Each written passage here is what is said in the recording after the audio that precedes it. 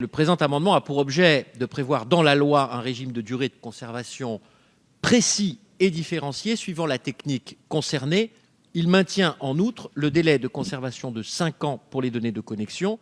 Enfin, il propose de conserver pendant 90 jours les renseignements collectés grâce à une sonorisation, une prise d'image ou une captation de données informatiques. Le présent amendement entreprend aussi de faire courir le délai de conservation à partir de l'exploitation, qui est elle-même la matérialisation de l'ingérence dans la vie privée et non du recueil.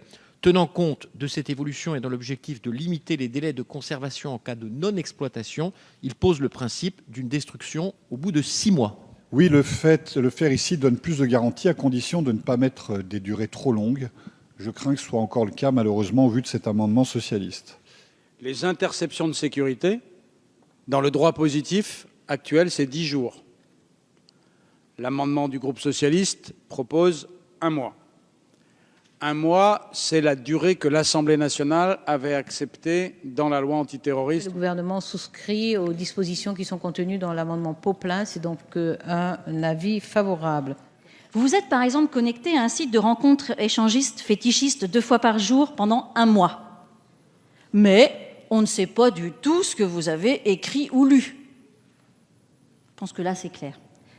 Vous avez appelé, autre exemple, SIDA Info Service pendant 12 minutes, puis un cabinet d'analyse médicale pendant 2 minutes.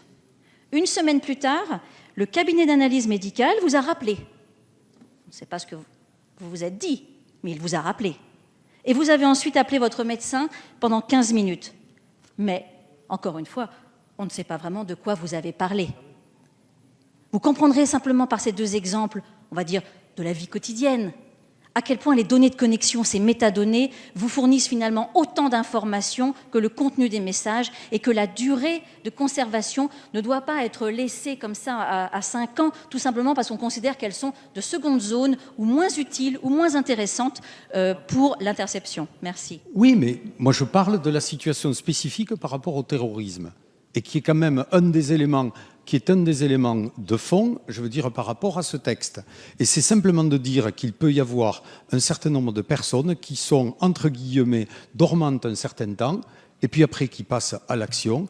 Et il est important d'avoir suffisamment de recul et de pouvoir aller suffisamment en amont pour savoir les ramifications qu'il peut y avoir et les différents contacts pour pouvoir entre guillemets, débusquer toute la logique de réseau qu'il peut y avoir derrière tout cela. Ce qui est sûr, et Madame Attard a raison de mettre le doigt, si j'ose dire, sur ces flux, c'est que non seulement le renseignement va permettre de connaître les flux, mais en réalité d'ouvrir les courriers. C'est pas seulement l'adresse sur l'enveloppe entre l'utilisateur et le correspondant, c'est que les techniques actuelles vous permettent aussi d'ouvrir les courriers. Donc on est dans un système effectivement de contrôle de masse qui est un vrai sujet sur beaucoup d'années. Est-ce que, et ça c'est une question à poser au gouvernement, moi je pas les informations qui me permettent de juger si c'est ou pas utile de conserver ce type de données pendant 5 ans ou plus de 5 ans. Si on regarde les résultats de ce type d'espionnage de masse depuis des années, tel que pratiqué par exemple aux États-Unis, on s'aperçoit que l'effet sur les interceptions de terroristes est nul.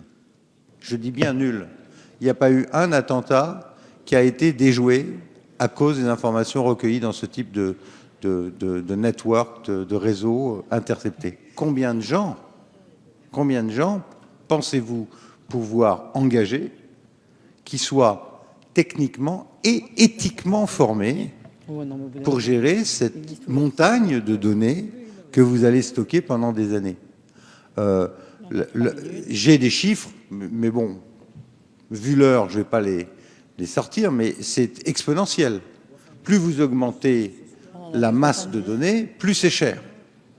Autrement dit, c'est l'histoire de la meule de foin et de l'aiguille.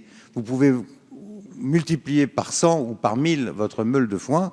Le problème de l'aiguille, c'est que ce sera encore plus difficile à trouver. Donc, je ne suis pas du tout sûr que tout ça serve à quoi que ce soit. Et pour finir donc par l'amendement 353 avec avis favorable de la Commission et du gouvernement qui est pour, qui est contre, il est adopté.